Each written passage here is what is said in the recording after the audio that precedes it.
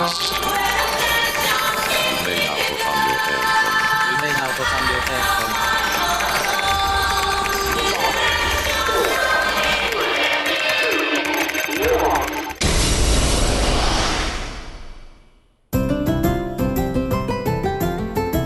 Oi pessoal, tudo bem? Aqui é o Kite Lloyd Fox para mais um KiteCast. Pessoal, hoje eu gostaria de falar sobre a série Tales of, né? Eu sempre tô falando um pouquinho, né, sobre a série Tales aqui, né, aqui e ali durante as gravações do podcast, mas hoje eu gostaria de falar um pouco, né, sobre como que essa série se tornou uma das minhas favoritas, né? Se não a minha favorita, eu tô sempre dizendo que uma série ou outra é minha favorita, né? Eu tenho muitas séries favoritas, mas certamente uma dos meus jogos favoritos de todos os tempos, né? A série Tales, né? Eu conheci a série Tales lá em 2008 também, né, pessoal? Uma data que eu tô sempre falando, né, aqui nos vídeos e nos áudios.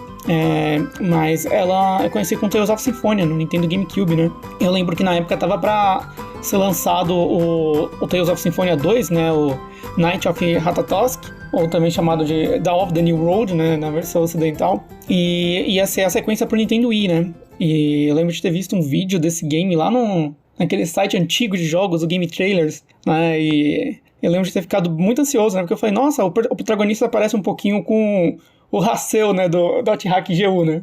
Porque eu achava eles meio parecidos, assim, talvez pela vestimenta dele e pelo jeito que ele usava o cabelo, mas a verdade é que eles são super diferentes, né? O Emil, né? O protagonista do Tales of Symphonia 2. Mas enfim, eu lembro que eu fiquei muito animado, assim, com esse jogo, né? E eu fiquei ansioso pelo lançamento dele. E aí eu soube que havia a primeira versão do jogo, né, o Tales of Symphonia pro Nintendo GameCube. E foi meu irmão, né, meu irmão mais velho, né, que ele gravou pra mim, né, o Tales of Symphonia do GameCube, né, na época a gente tava aprendendo até a queimar jogos, né. Hoje em dia eu acho que o pessoal escutar o termo queimar jogos deve pensar, né, a galera mais nova deve pensar, o que ele tá fazendo? Tá botando fogo nos jogos. Não, pera, queimar jogos é gravar, né, gravar com gravador de CD ou de DVD, né, você consegue gravar uma ISO, né? E aí, novamente, o Kite Lloyd Fox promovendo a pirataria aqui nos áudios. Mas não, pessoal, esse não é o ponto da conversa, né? Como eu já expliquei antes, né? Tudo em seu contexto, né? Na época, com 12, 13 anos, né? Por aí, a gente aqui, né? Ainda mais no Brasil, tudo mais era super comum. Você tinha até lojas americanas, né? Tipo, lojas americanas, eu digo a franquia, né? Tem lojas, tipo Casas Bahia, lojas americanas, às vezes você via ali um PS2 destravado, né? Tipo, era meio que moralmente ok, já que essas empresas nem comercializavam oficialmente seus produtos por aqui, né? Enfim, o ponto é que o meu irmão fez, né, essa cópia aí do Tales of Symphonia pra mim, e eu comecei a jogar ele naquele ano, né? E como eu já falei em várias outras ocasiões aqui, né, foi um ano muito especial, que foi conhecendo a série Dot Hack, né, a série Tales e a série Persona, tudo no mesmo ano, né? Que ano que foi? 2008. Enfim.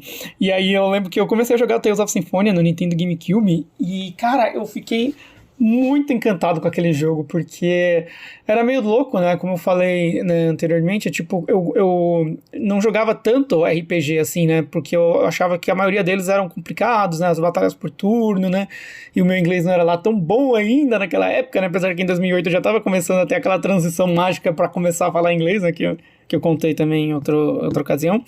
Mas o ponto interessante é que o Tales of Symphonia, ele era um RPG de ação, ele era um action RPG, né?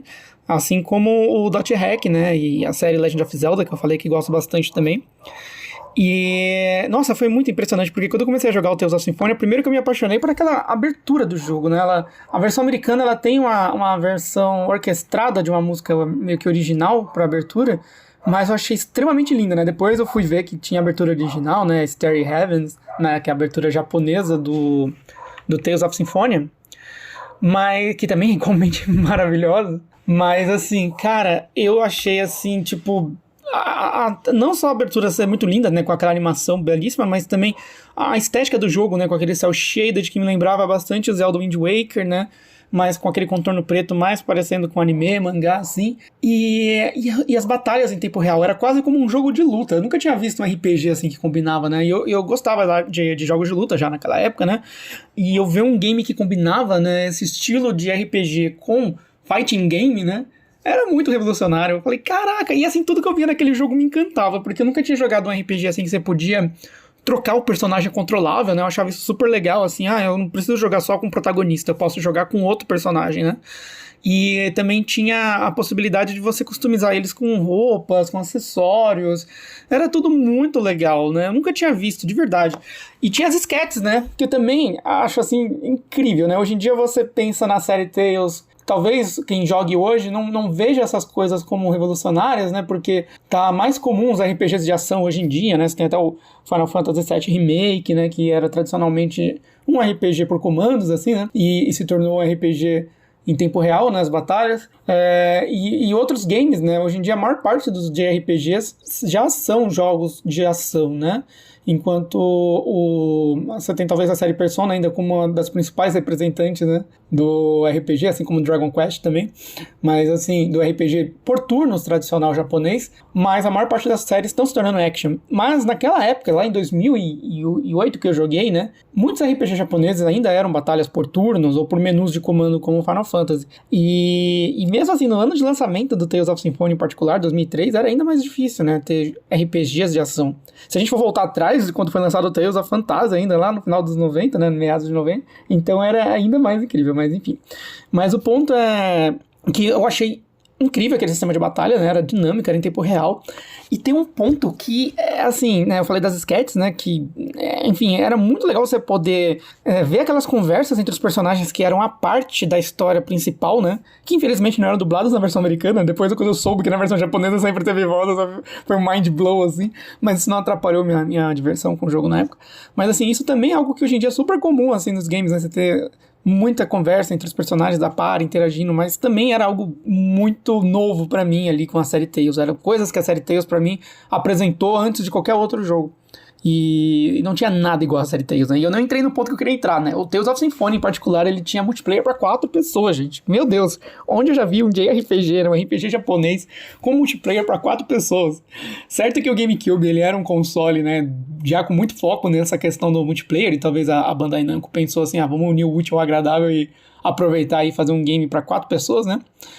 Mas os outros games da franquia também tinham multiplayer, né? Antes do Tales of Symphonia, né? Que também achava fantástico isso, né? Eu creio que foi o Tales of Eternia, talvez, o primeiro a ter esse sistema para vários jogadores, né? Para mais de um jogador, mas enfim, no Tales of Symphonia a coisa ficou extremamente intuitiva, né? Porque você já tinha um console com 4 portas para controle, né? E, nossa, eu sempre quis jogar Tales of Symphonia assim com 4 pessoas, né? Eu ainda não consegui realizar esse sonho, né? Eu já joguei multiplayer assim com 2 pessoas, mas com 4, assim, nossa, deve ser fantástico. Um dia eu ainda vou querer fazer isso, com certeza.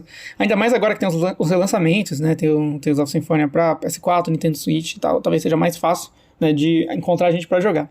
Enfim, pessoal, eu quero falar muito mais da série Tales, né, como eu falei, eu só dei uma introduçãozinha aqui, né, de falar que essa é uma das franquias que eu mais amo, né, se for falar das histórias, dos personagens, então, né, assim, tem temas tão maduros na série Tales, né, que às vezes quem olha aquele visual cartunesco, assim, pode imaginar que é uma coisa mais infantil, mas não, eu confesso, assim, eu asseguro que não. Assim, é uma série que tem temas muito, assim, muito bem elaborados, muito tocantes e que certamente vão emocionar pessoas, assim, que talvez não esperavam esse nível de profundidade numa narrativa que parece mais infanto-juvenil. Não que haja algo de errado com narrativas mais simples e mais infanto-juvenis, mas creio que quem gosta de jogar RPGs não apenas pela diversão, mas também para se emocionar com as histórias, né, para se encantar, a série Tales traz temas muito sérios, assim, e eu posso fazer um áudio aqui só falando de cada jogo, né, do que cada tema me lembrou, assim. Tales of Symphonia em particular, nossa, é uma história extremamente tocante, né. Enfim, galera, eu vou parando por aqui e a gente vai se falando nos próximos Kitecasters da vida aí, tá bom? Então, um abraço virtual para todo mundo e é isso aí. Até mais!